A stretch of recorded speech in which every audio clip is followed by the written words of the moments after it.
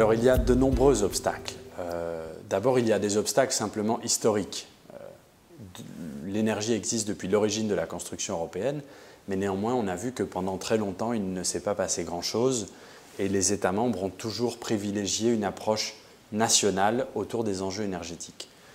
Cela a diminué avec le temps. Aujourd'hui on peut penser que le verre est à moitié vide ou à moitié plein.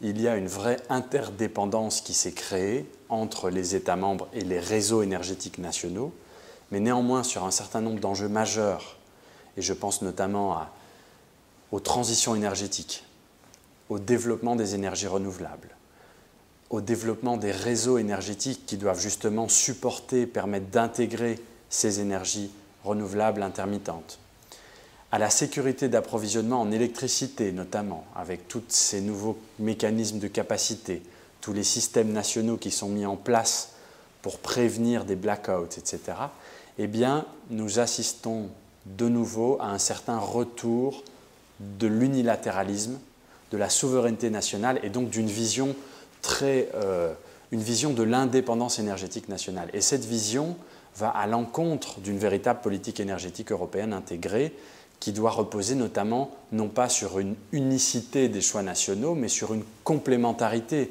de ces choix. Et quand on regarde les différentes politiques énergétiques nationales, elles ne sont pas du tout, elles ne sont pas censées s'opposer, au contraire, elles peuvent être complémentaires.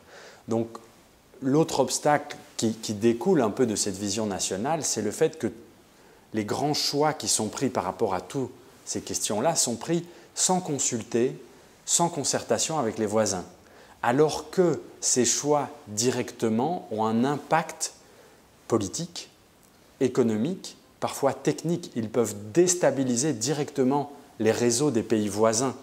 Donc ils impliquent par nature une concertation au niveau européen.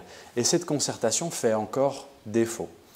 Un autre obstacle, c'est le fait que, encore et toujours, certains États ne respectent pas, ne transposent pas, soit dans les temps, soit correctement, les règles qui sont adoptées au niveau européen. C'est un gros problème.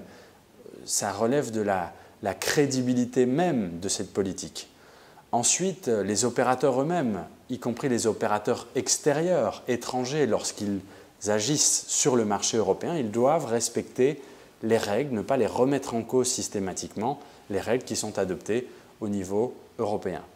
Et puis enfin, les obstacles, c'est parfois le manque de moyens, nous l'avons dit et répété, le manque de moyens économiques et financiers notamment pour mettre en œuvre les décisions qui sont prises et construire les infrastructures qui sont nécessaires. Et puis il y a un autre domaine où il y a un besoin de moyens très important, c'est de promouvoir l'efficacité énergétique.